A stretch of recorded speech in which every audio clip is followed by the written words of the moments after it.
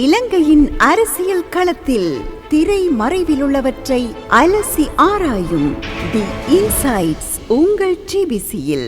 இது டிபிசியின் தேடல் தேடல் தேடல்.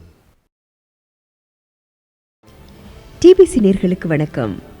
இலங்கையின் அரசியல் களத்தில் நடைபெறும் சுவாரஸ்யமான திருப்பு முனைகளை எமது அனுபவம் பெற்ற ஆய்வாளர்களின் கண்ணோட்டத்தில் நோக்கும் தி இன்சைட்ஸ் மற்றும் ஒரு பாகத்தில் நாம் சந்திக்கின்றோம்.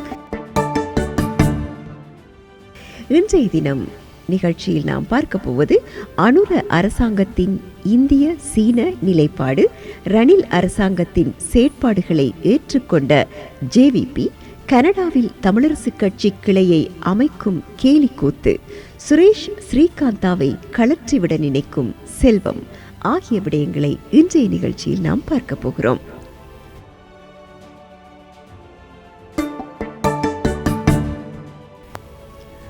இன்றைய நிகழ்ச்சியில் நாம் முதலாவதாக பார்க்க போவது அனுர அரசாங்கத்தின் இந்திய சீன நிலைப்பாட்டு விடயத்தில் ஜனாதிபதி அனுரகுமார தனது இந்திய விஜயத்தினை நிறைவு செய்து கொண்டு மீண்டும் இலங்கை திரும்பிய நிலையில் நடைபெற்ற அமைச்சரவை கூட்டத்தில் கிழக்கு மாகாணத்தினை மையப்படுத்தி 33 திட்டங்களை முன்னெடுப்பதற்கான ஒப்பந்தத்தில் கைச்சாத்திடுவதற்கு அனுமதி வழங்கப்பட்டுள்ளது.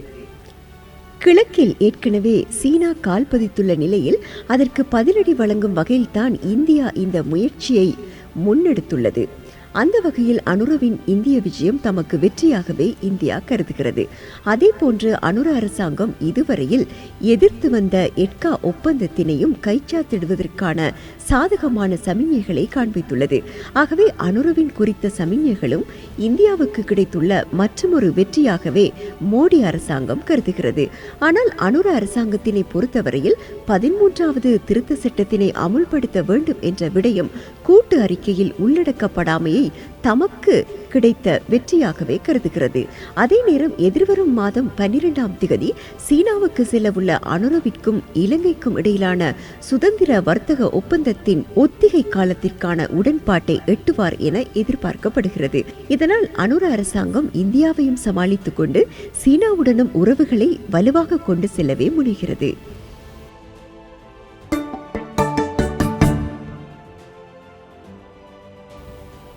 இன்றைய நிகழ்ச்சியில் நாம் அடுத்ததாக பார்க்க போவது ரணில் அரசாங்கம் கடந்த காலத்தில் முன்னெடுத்த பொருளாதார மீட்சி செயற்பாடுகளை அனுர அரசாங்கம் பகிரங்கமாக ஏற்றுக்கொண்டுள்ளதோடு மட்டுமல்ல, அந்த செயற்பாடுகளையே தொடர்கின்றமையானது கொழும்பு அரசியல் பேசுபொருளாகி உள்ளது.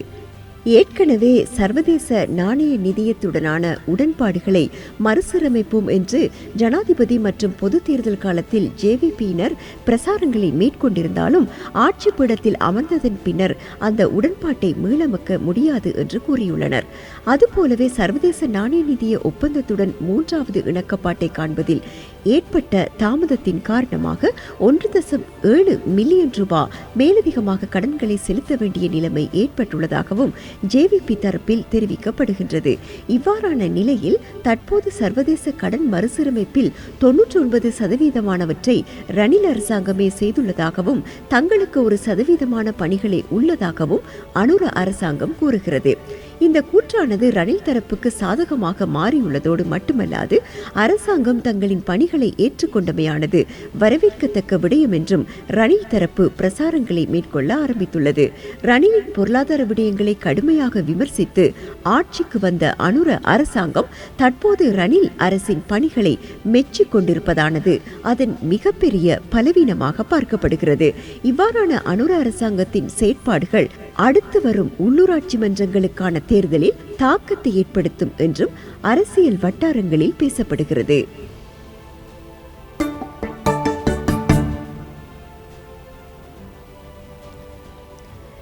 இன்றைய நிகழ்ச்சியில் நாம் அடுத்ததாக பார்க்க போவது கனடாவுக்கு விஜயம் செய்திருந்த இலங்கை தமிழரசு கட்சியின் ஸ்ரீதரன் மற்றும் குகதாசன் ஆகியோர் அங்கு பல்வேறு சந்திப்புகளில் பங்கேற்றிருந்தார்கள். இந்த சந்திப்புகள் கருத்தியல் ரீதியாகவோ அரசியல் ரீதியாகவோ ஆரோக்கியமாக இருந்ததோ இல்லையோ, நிதி ரீதியாக திருப்தியான நிலைமை காணப்பட்டதாக இருவருக்கும் நெருக்கமான வட்டாரங்கள் தெரிவிக்கின்றன. இதற்குள் கனடாவில் இலங்கை தமிழரசு கட்சிக்கான ஒரு கிளையை ஸ்தாபிக்க வேண்டும் என்றதொரு விடயமும் பேசப்பட்டுள்ளது. ஏலவே தமிழரசு கட்சிக்கு ஆதரவாக கனடிய தமிழர் காங்கிரஸ் செயற்பட்டுக் கொண்டிருக்கிறது. ஆனால் இந்த கனடிய தமிழ் காங்கிரஸ் சுமந்திரன் சாணக்கியன் அணிக்குத்தான் ஆதரவாக செயற்பட்டு கொண்டிருக்கிறது. ஆரம்பத்தில் கனடிய தமிழ் காங்கிரஸ் குகதாசனையும் அரவணைத்துதான் செயற்பட்டு வந்தது. எனினும் குகதாசன் ஸ்ரீதரன் அணிக்கு தாவியதன் பின்னர் இப்போது அவரை கழற்றிவிட்டுள்ளது.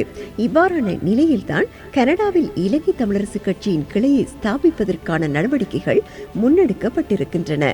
ஏலவே கனடாவில் இருந்து தேவையான அளவு நிதி உதவியை பெறும் வழியை நன்கே அறிந்து கொண்டிருக்கும் குகதாசன் இப்போது ஸ்ரீதரன் அணியில் இருப்பதால் கனடிய கிளையின் முக்கியத்துவத்தினை ஸ்ரீதரனுக்கு அவர் துலக்கியிருப்பார். அது ஒரு புறம் இருக்கையில், ஸ்ரீதரனுக்கோ குகதாசனுக்கோ கனடாவில் கிளையொன்றை அமைப்பதற்கான அங்கீகாரத்தினை வழங்குவதற்கான அதிகாரம் இல்லை. ஸ்ரீதரன் தலைவராக தெரிவு செய்யப்பட்டிருந்தாலும் அவரால் செயற்பட முடியாத நிலையில் நீதிமன்றம் உத்தரவு பிறப்பித்திருக்கிறது. குகதாசனும் அதே நிலைமையைத்தான் எதிர்கொண்டிருக்கிறார். இப்படி இருக்கும்போது கனடாவில் கிளையை அமைப்பதற்கு எவ்வாறு இந்த இரு பிரதிநிதிகளும் முயற்சிக்கிறார்கள் என்பதுதான் பெரும் கேள்விக்குறியாக உள்ளது. இதே நேரம் வடக்கு கிழக்கில் காணப்படுகின்ற கட்சி கிளைகள் மாதம் ஒரு முறையாவது கூடி பேசுகின்றனவா அல்லது செயற்படுகின்றனவா என்பது கூட இந்த இருவருக்கும் தெரியாதுள்ள நிலையில் கனடாவில் கிளை அமைக்க முனைவது மிக பெரும் வேடிக்கையான ஒரு விடயமாக பார்க்கப்படுகிறது.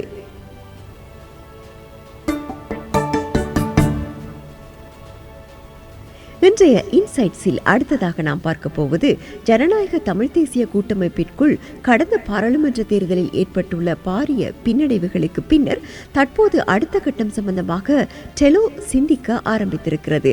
அந்த வகையில் டெலோ ஸ்ரீகாந்தா சுரேஷ் போன்ற காத்து போன தலைவர்களுடன் இனியும் பயணிப்பது இல்லை என்ற நிலைப்பாட்டை எடுத்திருப்பதாக தகவல்கள் தெரிவிக்கின்றன.